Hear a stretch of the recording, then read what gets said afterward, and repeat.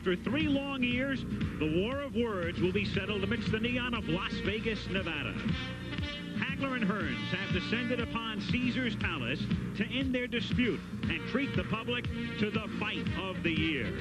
The hype is over, and the drama begins as we await the opening bell between 2 great champions, Marvelous Marvin Hagler and Thomas Hearns. And we are live from Caesar's Palace in Las Vegas, Nevada, where Top Rank presents World Championship Boxing. It's time for the main event.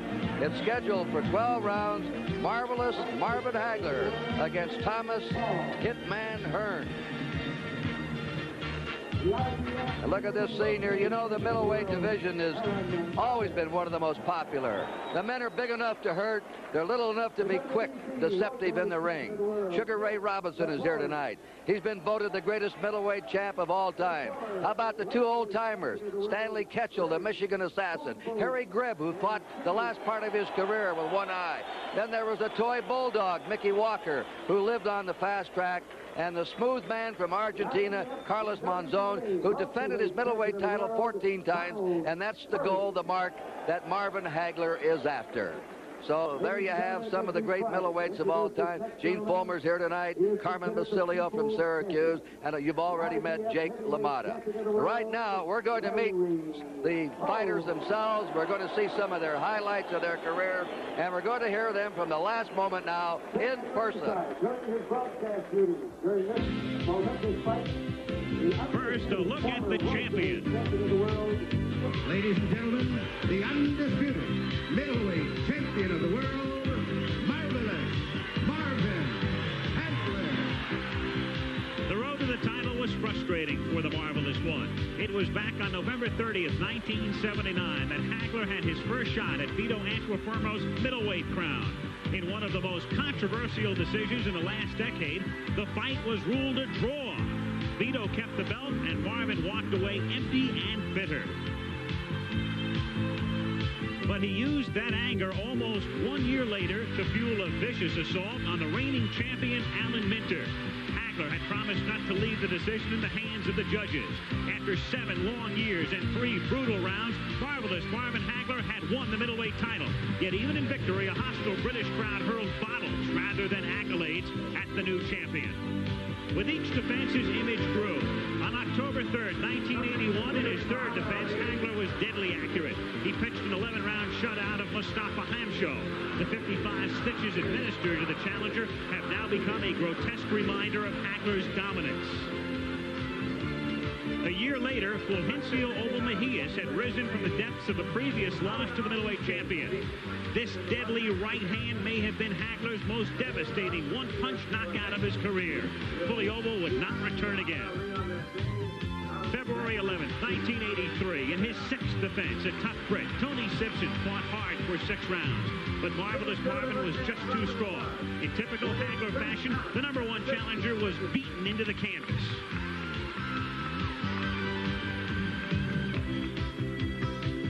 November 10th, 1983, Marvelous Marvin Hagler took on the legendary Roberto Duran. It has been said that the champion gave the challenger too much respect. But in the end, after 15 rounds, Hagler had won the unanimous decision. He had his long-awaited recognition as a dominant middleweight champion. But by not winning convincingly, Hagler had left a hint of doubt.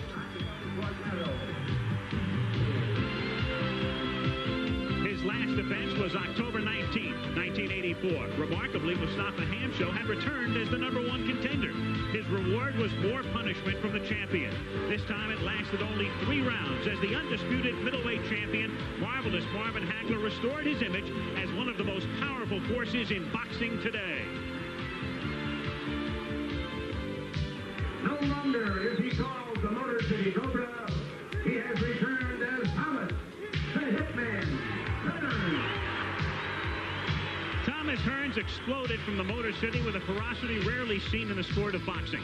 As the WBA welterweight champion, his lethal combinations destroyed challengers like Pablo Baez. After 32 consecutive wins, a dream match had been made. The showdown of September 16th, 1981 will live on as a classic. Hearns took the early lead from Sugar Ray Leonard. But in the 6th, the gutsy WBC champion had Thomas in desperate trouble. The tide had turned. Remarkably, Hearns outboxed Leonard in rounds 8 through 12. And here in the 11th, it was Leonard who was struggling to survive with a battered left eye.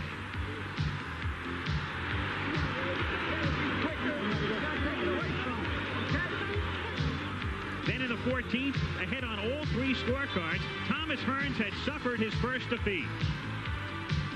But after climbing in weight, the hitman bounced back. It was on February 27, 1982, that Hearns stopped a tough middleweight, Marcus Geraldo, in the first round. Geraldo had gone the distance with Hagler. And then, 9 months later, Hearns met Wilfred Benitez head-on for the WBC Super Welterweight title. The challenger pressed the defensive champion all night, picking his shots and scoring effectively. In the words of his trainer, Emanuel Stewart, he had outboxed the boxer. Hearns had also fought the later rounds with a broken right hand. But after 15 rounds, Thomas Hearns had won the majority decision. The hitman had regained his pride and his status in boxing.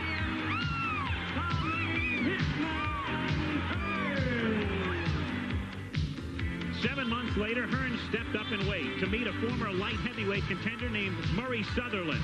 Weighing 157.5 pounds, the hitman once again proved his worth as a boxer. Sutherland later confided that he was hurt in the final round, calling Hearns a powerful middleweight puncher. Thomas called this fight a great test, stating, "It showed I belong in this division." It was hard to disagree.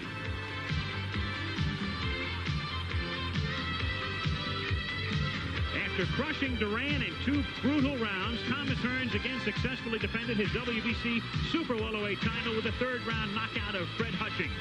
The rebirth of the hitman has struck fear in the boxing world as Thomas Hearns seeks his 3rd world title. It brings us to the fight. Both champions are peaking and both are determined. We feel that the jab is going to be the key factor in the fight, the left hand, because we feel that if we can, once we can get Marvin to watch the left jab, get his mind on the left hand, then there will be no problem with getting other shots off. Hearns' best defense is his offense, because that's the only way that he knows how to fight. In my way, I have to make my defense my best offense. So, and though that I have both ways, because once I get him in trouble, I can change it around. Thomas don't have that ability. I'm here to show the world that I have the ability to punch and power, to get in there and knock out middleweights, light heavyweights, whatever, welterweights, all the way up to the light heavyweight division. I have that power. I have my mind focused on one thing, and that's to destroy him. That is to knock him out. If I have the opportunity, if it's there, I'm going to take it. I think that this fight here will put me in the position to make greatness and put me one step closer to greatness, and which is to win the 4 titles. That's what I feel. War. That's what's on my mind. I don't see the fight going 12 rounds. I've been feeding the faith, and I've been starving the doubt. So there's no doubt in my mind that I can't win this fight, or that I won't knock Thomas Hearns out.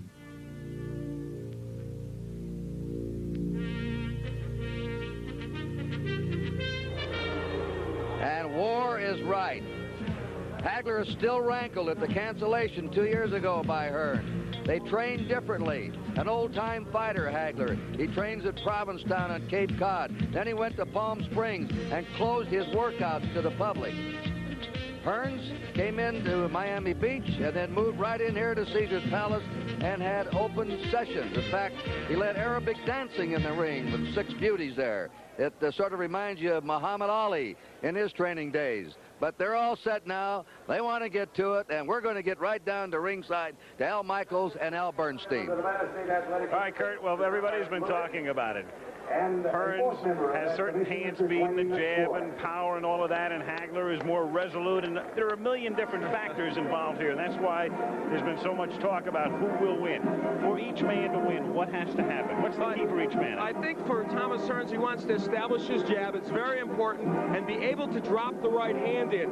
He thinks that he can do that against Hagler, and he thinks that he can keep Hagler on the outside by doing that. For Marvin Hagler, the key is to get by that jab, not just get by it, but get inside side and then work to the body of that man, Thomas Hearns, and then eventually get to the head. I think the wild card is, will Marvin Hagler switch to righty effectively? If he does that, it might be the key to a victory for him. As is customary, it is the challenger who enters first. It is Hagler's title. Even though Tommy has won 2 titles, he does not own the middleweight crown that he seeks tonight, and thus he is the first to come in. And the long wait is over. As accompanied by the entourage, he is out of the dressing room and about ready to enter the arena.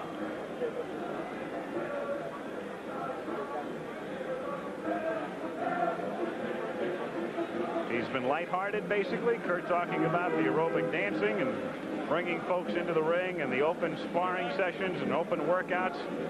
Quite serious right now, though, is Thomas Hearns. And appropriately entering the ring to hail to the victors the Michigan fight song.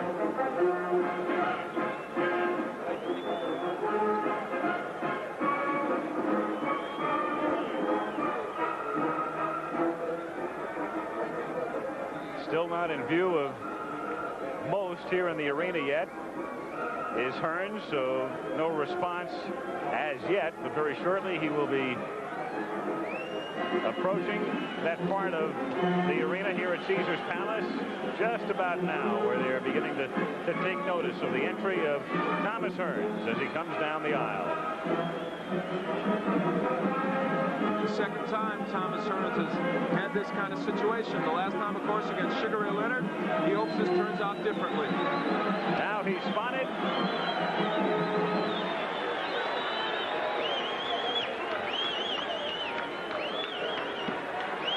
Up the steps he comes. And into the ring he comes. Thomas Hearns.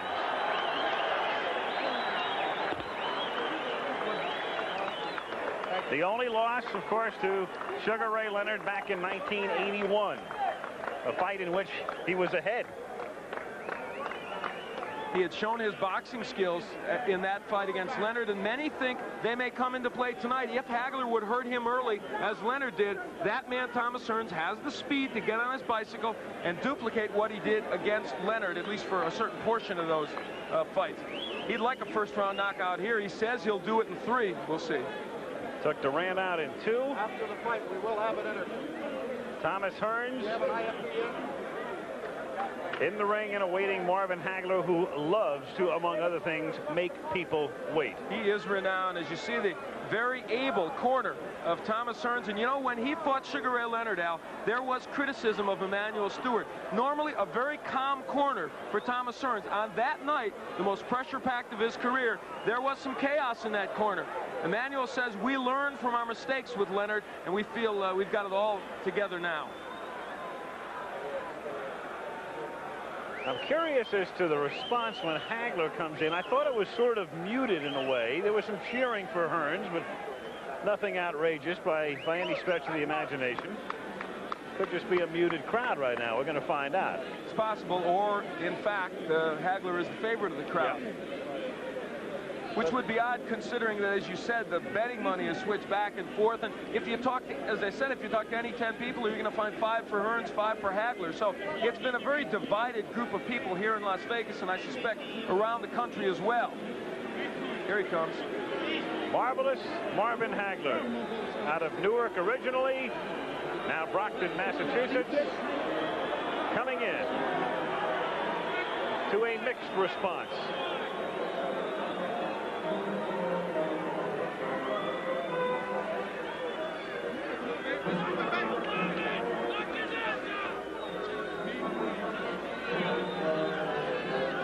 One theory is, for those who think Hagler will win, they say maybe this fight means a little bit more to Hagler than it does to Hearns. It means a lot, obviously, to both, but that theory goes that Marvin feels he'll never get the respect he's due unless he beats Thomas Hearns. And he is, of course, chasing the record of Carlos Monzon, looking for the 14 consecutive title defenses. He has 10 now. He's shooting for number 11. And indeed, the response to Marvin Hagler seems to be a little bit more than Thomas Hearns. It is. It is. A bigger hand for Hagler coming in, for what that's worth, than for the headman. When he came in against Roberto Duran in his last big fight, it was just the opposite. So perhaps Marvin Hagler finally getting his due from boxing fans who on occasion have been indifferent to him.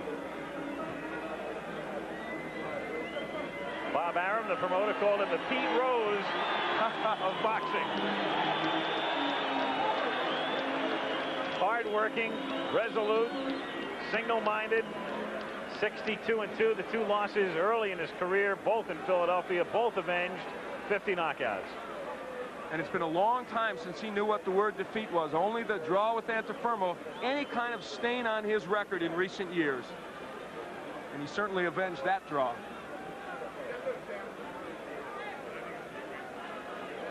A look at the tail of the tape, it tells you what you know probably already about the big reach advantage, the height advantage for Thomas Hearns, and that's a key element in this fight. But for Marvin Hagler, he expects to get inside against Hearns, and if he doesn't do that, could have a long night. Can he possibly win if he doesn't get inside? Well, he could if he catches Hearns on the end of one of his punches, perhaps a left hook. I think that's where him switching righty becomes a key factor. From the outside, I think he's much more effective as a righty. The common opponents, an indication there that Hearns, perhaps with more power, but Marcus Geraldo was not the fighter he was against Hearns that he was against Hagler, and that knockout of Duran. So you can look on and on. The number of punches, these are 2 fighters who will throw a lot of punches tonight. You see Marvin Hagler throws a lot. He's got a good jab, good combination puncher. The same is true of Thomas Hearns. Look at the number of punches he throws. A lot of left jabs snaking out there.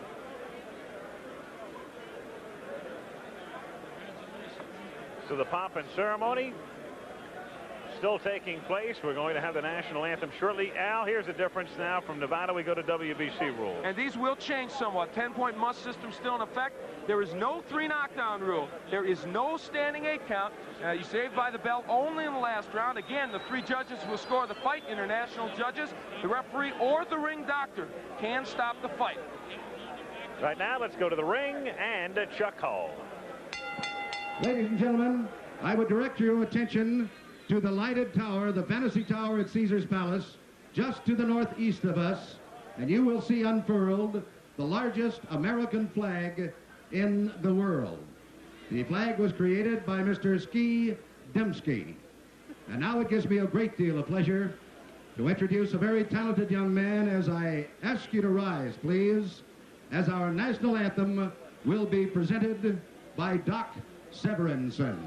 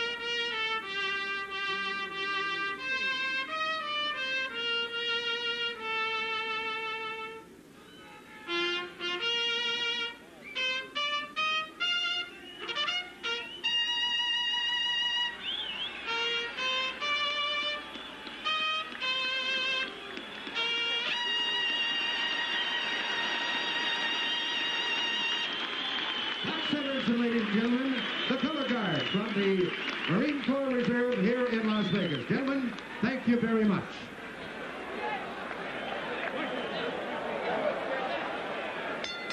Ladies and gentlemen, the officials assigned by the Nevada State Athletic Commission for the next event of the evening. The judges are Dick Young of Los Angeles, California, Herb Santos of Reno, Nevada, and Harry Gibbs of England. The timekeeper is Charlie Roth. Counting at the knockdowns, Jane Broadfoot. The attending physicians at ringside, Doctors Donald Romeo, Flip Omansky, and Charles Filippini. Your referee for the next event of the evening is Mr. Richard Steele. This is the main event of the night. 12 rounds of boxing for the undisputed middleweight championship of the world. Introducing, in the red corner, the challenger, the WBC Super Welterweight Champion, fighting out of Detroit, Michigan, weigh 159 3/4 pounds. His professional record consists of 40 wins, 1 defeat, with 34 KOs. Ladies and gentlemen, here is Thomas the Hitman Hearns.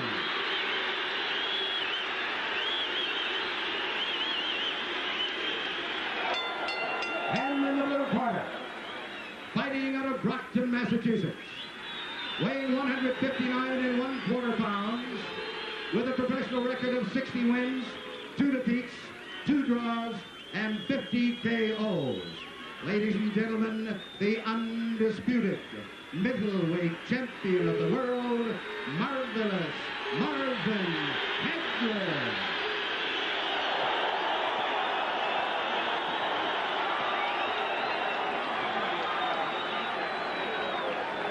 All right, Pat. Good 8. Let's go.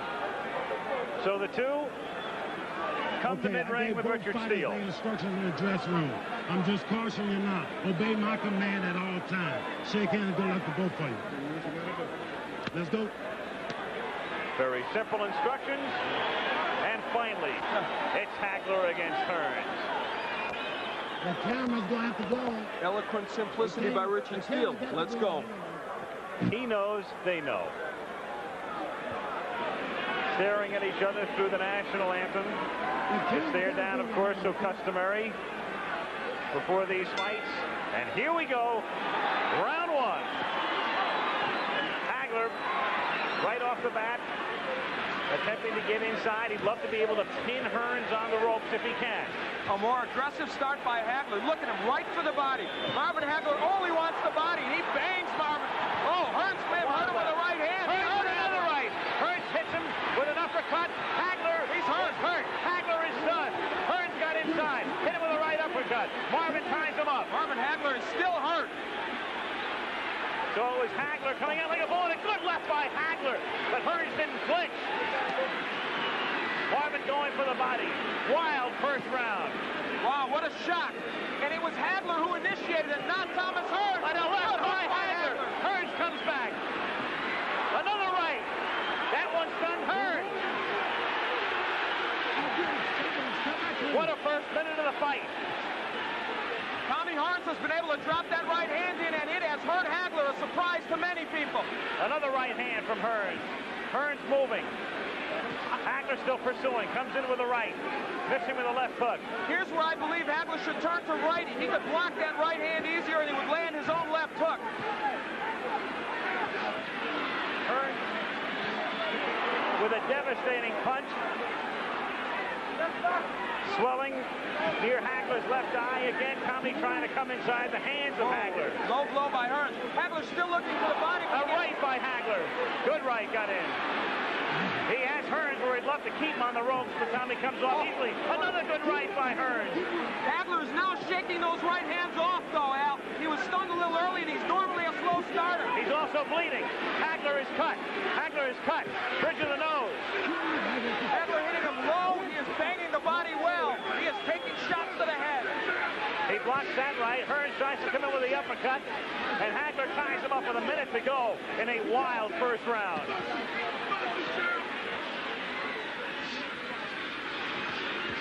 Marvin with a good left hand. There's blood all over Marvin Hagler's face. Can't tell where it's coming from. I thought it started at the bridge of the nose originally, but blood all over the face of Hagler here in round 1. But Hagler has him on the rope. Hagler working on him. Hagler relentless, but Hearns trying to box his way out. Half a minute to go in round 1. How far can this one go? Not very far in his pace. This is where Hagler wants it, but Hearns counterpunching off those ropes fairly effectively. Tremendous first round. Hagler pinning him to the rope, working on him, but Hearns uppercutting again. Hagler bloody. A tremendous sensational first round as Hearns gets hurt. Hearns got stunned. Hagler was stunned early in the round. Great first round. Wow. Incredible. Perhaps one of the best in middleweight history.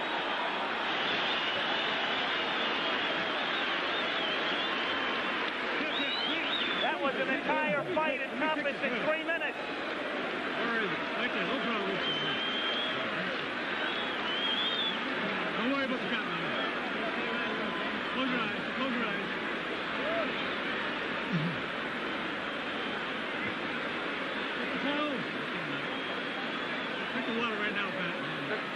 over the right eye of Marvin Hagler. It's hard to tell if it's not on the eyelid, though. It looks to be on his forehead. That may not be as much of a problem. As we look at it, that was where it came, I believe, from that uppercut from Tommy Hearns. That was early in the round, but now later, Marvin Hagler digging to the body and throwing a right hook. Fought most of that round, in fact, all of it as a southpaw. He took the action of Hearns, a surprise early. Well, the first round lived up to all the hype, and then some. Round 2 now. Oh! Left hand by Hagler. They said this fight would be determined on heart and the good chin. Right now, that's exactly what it's being determined on. Both men have been hurt. You can throw the strategy out the window right now. A wild first round. Hearns again trying to uppercut. Hearns trying to box. Moving, slipping off the ropes. Coming back and trying to land that right.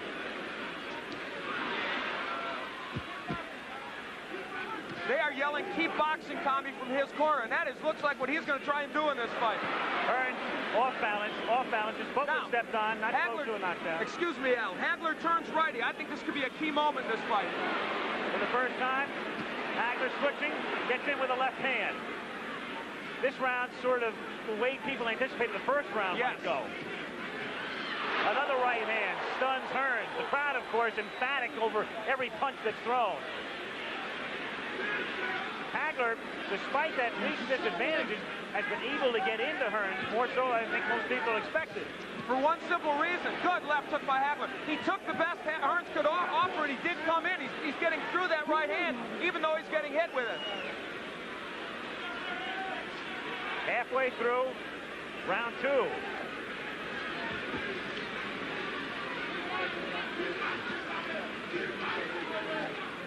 Hagler has fought most of this round as a righty. Now he switches southpaw and lands. Not as effective as a righty as I thought, but now as a southpaw, the jab lands well. That right jab. Hagler coming in with a left. Richard Steele saying, punch your way out, punch your way out. A key element now is Hagler is working when he's on the inside. He's not just holding, he is working the body of Tommy Hearns. Boy, Hearns looks awkward. His legs look like they're not there. A little rubbery here in round 2. Tommy, though, fluid and moving. Trying to get inside again. The cut opens up over Hagler's forehead. And the blood begins to trickle down. Hagler working inside, now up top. Half a minute to go in round 2. What a left. Hearns trading with him. Hagler comes out to the right, a left, and another right. He has Hearns in trouble on the ropes. Tommy trying to punch his way off the ropes. Hagler wants to keep him there, goes to the body. Hagler throws low blows. Marvin Hagler wants to turn this into an alley war, and he's done it. Another low blow. Richard Steele may take points away soon, but will it matter? Second round coming to an end. Hagler bloody, but very much unbound. End of round 2.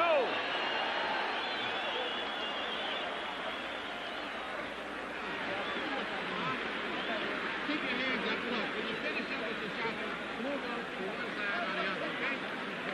You're not boxing it here. You're trying to work on letting him miss with the left and going over here and then coming back with the right. Okay? You got to cut up there. Cut up. Let's box him. Stay away and box him. Let's get your second man to relax like nothing man to do with Colin Jones. Just think carefully. Let's box it. When you get through with your shot, move off to one side or the other. You're getting hit on tail end punches. You understand? You can hear Manny Stewart talking to Hearns.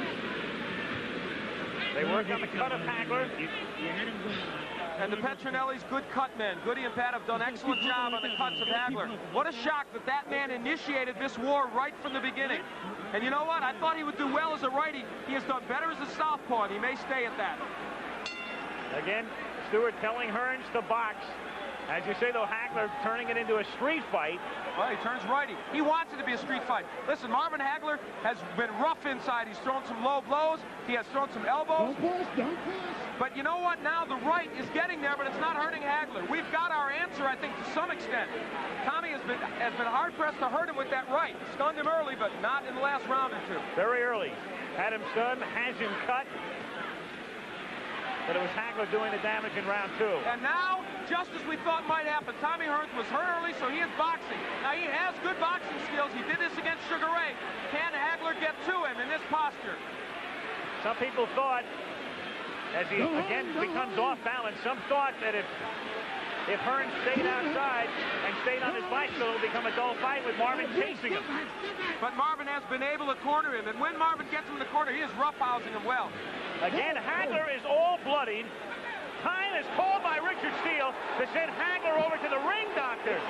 He's calling the ring doctor in. Of course, the last thing in the world Hagler wants is the fight to be stopped. The doctor looks at it. Back comes Hagler with a wild left hand. It has to be impeding his vision with the right eye. You never know it, though. Tremendous right. Hearns appears rubbery.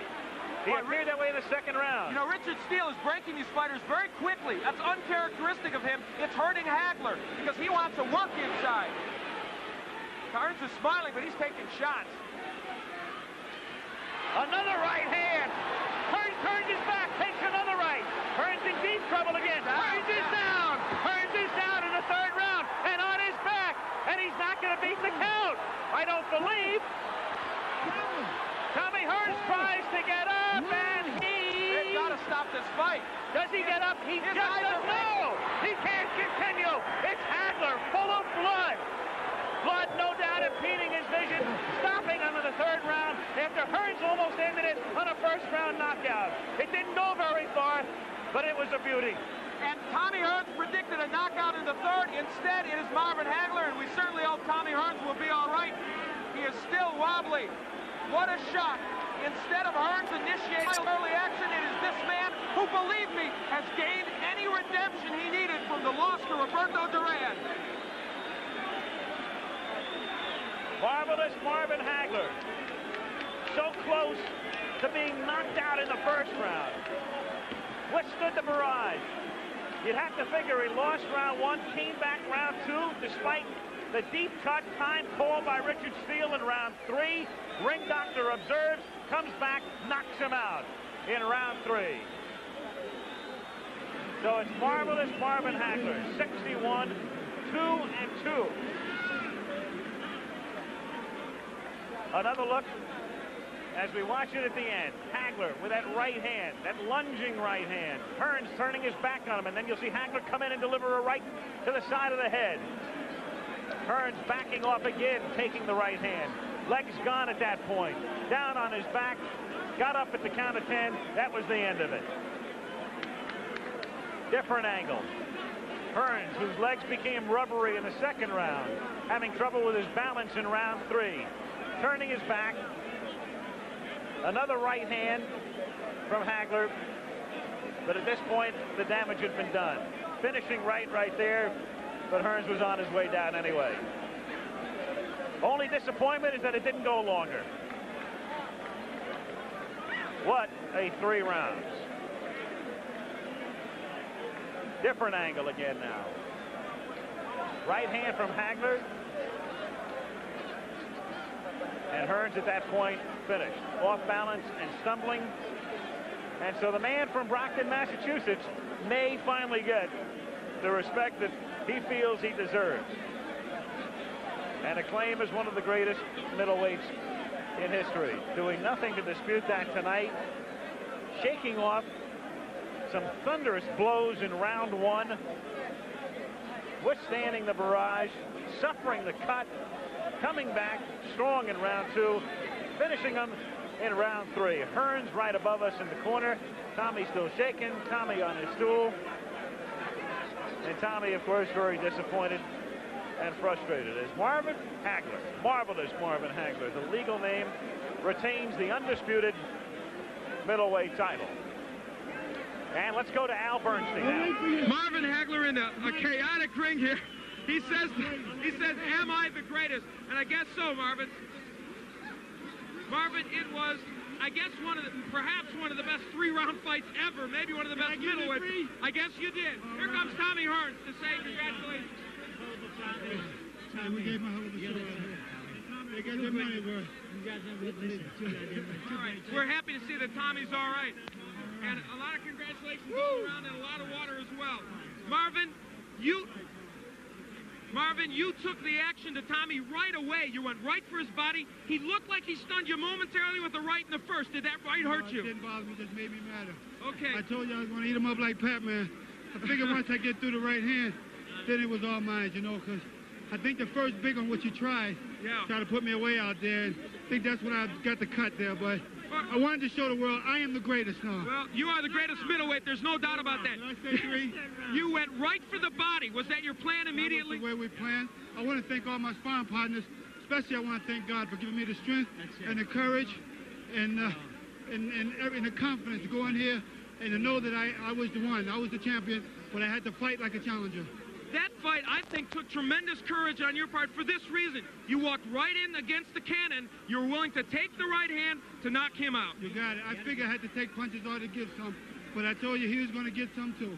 This was, in some ways, not like the Marvin Hagler we've often seen. Not the ring technician. You bombed. That's it. That's what I felt. I felt as though in every one of my fights I've been fighting, I improved, and I put it all together in this fight.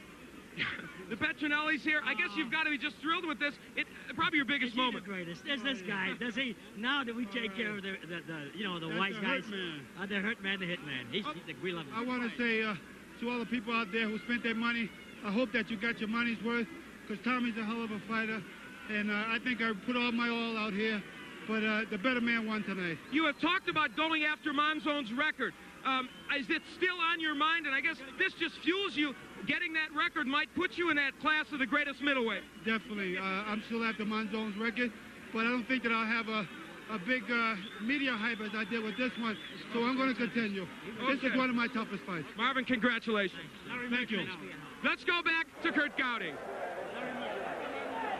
There's been a lot of talk about Hagler retiring. His wife, Bertha's here. There are 4 children, and she wants him to retire. When they ask... Ladies and gentlemen, let's go down. Referee Richard Steele stops the bout at 2 minutes, 1 second of the 3rd round. The winner by a TKO and still undisputed middleweight champion of the world, Marvelous Marvin Hagler.